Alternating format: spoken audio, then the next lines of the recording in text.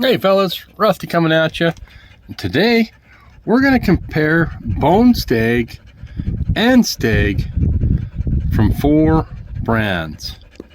I'm going to do a lot of editing in this because I can't control the wind. So let's take a peek. So the first thing you want to take a peek at is what's called bone stag. And bone stag is made from bone and not antler. And this is a Rough Ryder. It's called cinnamon bone stag, and they do a stag jigging and they burn the bone. Next up, and these are in order of price, is Baron Sun. And with the Baron Sun, it's also bone, and they do the same thing. They jig in their quote-unquote stag pattern, and then they burn it. And we will compare these ones all closer in a bit. Now, Case does a nice job. Not that, comparatively, but what I mean is look at the thickness that they left that bone, and you'll see why that's more realistic. And then here's a Case. Look at their jigging, and they of course burn their bone. And then lastly, I have a Baron Sun with genuine stag. So this is India Sambar, and you can see how this stag is formed, and it's thicker all along here. Kind of has that hump. And then they don't have to do any jigging. This is going to be natural. They may work it some, and they do have to cut these down, and they may burn this. I don't know if they burn that part. So that's a look. 3 bone stags, 1 genuine stag.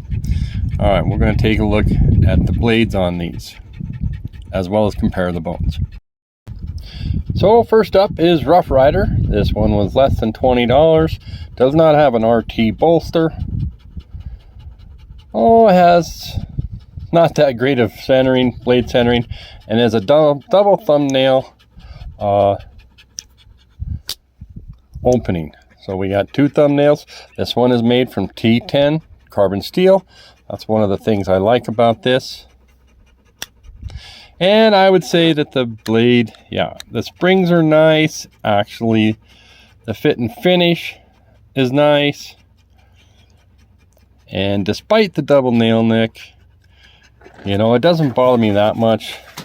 I would probably use this one. So this one's just kind of there for show. This has a half stop. Decent snap. Now for the spey blade, we have to access it on the other side, and it's not fantastic. It's right out of 5, so that's very comparable. So we'll leave out the blade on that. Got this Baron Sun, I think it was running $56, and it's going to have 440B. It's going to have what they call high carbon stainless steel, and it's kind of got a saber grind. So I would call this perhaps 440B. When I talked with Josh at Red Hill Cutlery, he said that's what he gets the impression. Now I did send this one in because it had a bad spring right here, and I don't know, it took 5 or 6 weeks, and we got that fixed up. There's no half stop on this. Decent snap. Let's see, I think a bad rap on these is, I think people aren't breaking their Baron Sun knives in. The action at first is not that great. But I think the springs and the fit and finish is okay, and I just don't know if we're giving them a chance. So We'll get these open. You can compare the bone and the blades. T10, probably 440B.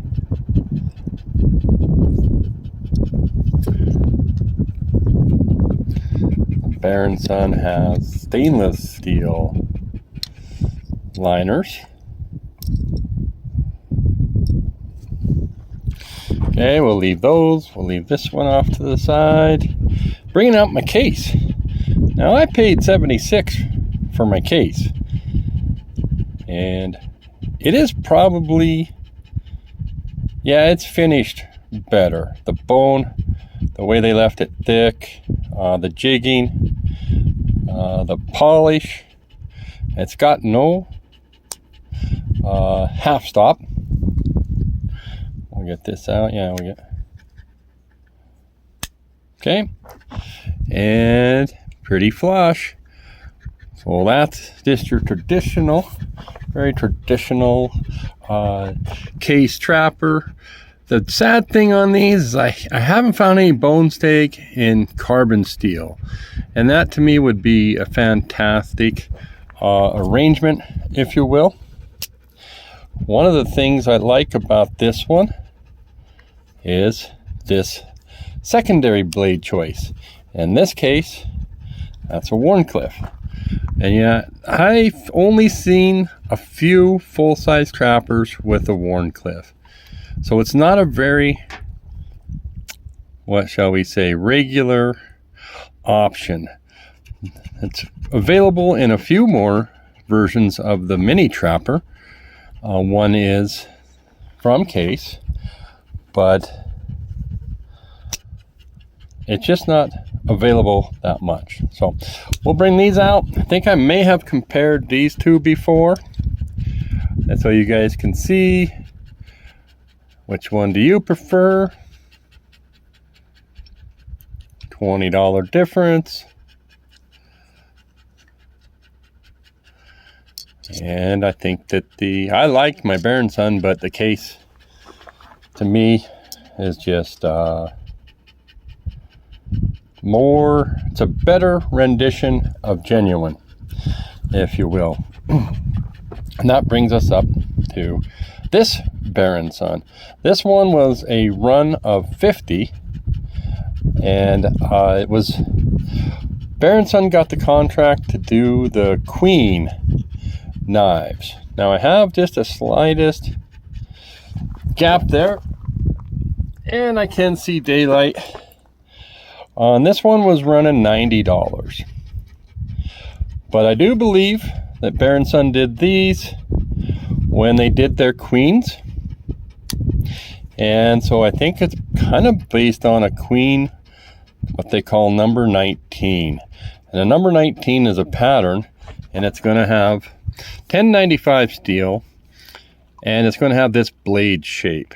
So that's a Queen 19 trapper. But I went with the Baron Son because of the limited availability. Well, it's kind of a funny story how I got this one. And I'm happy with the action, the build quality. Would have liked to seen them suck that up just a bit for a $90 knife. And we'll take a peek at the blade finish. Very nice. This is going to be in 1095 carbon steel. So let's close this up. Let's bring out my case, shall we? So now we have genuine Stag, and Case has their bone Stag. So I gotta say, you know, this is not that shabby. And here we go. Oh, did we get a look at the blades? I think we did. Yeah. Cutting edge to cutting edge. Blade thickness. Okay. So I think we'll set these aside.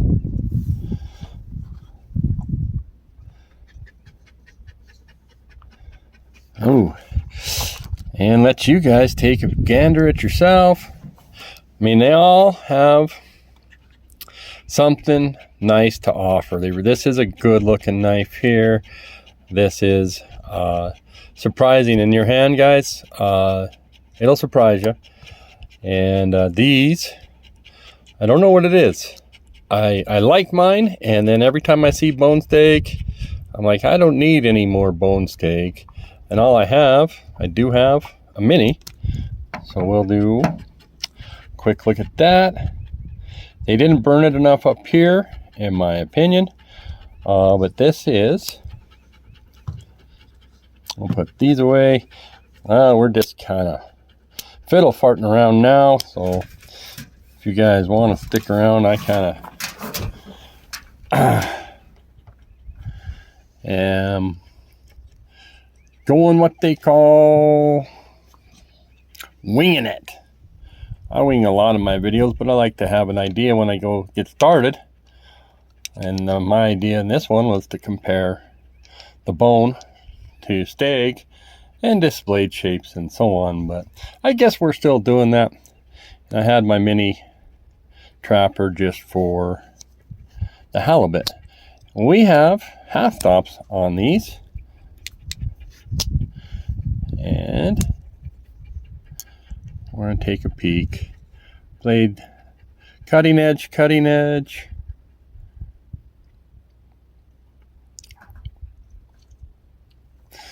Set that aside and bring you guys an Easter egg. And what's an Easter egg, Rusty?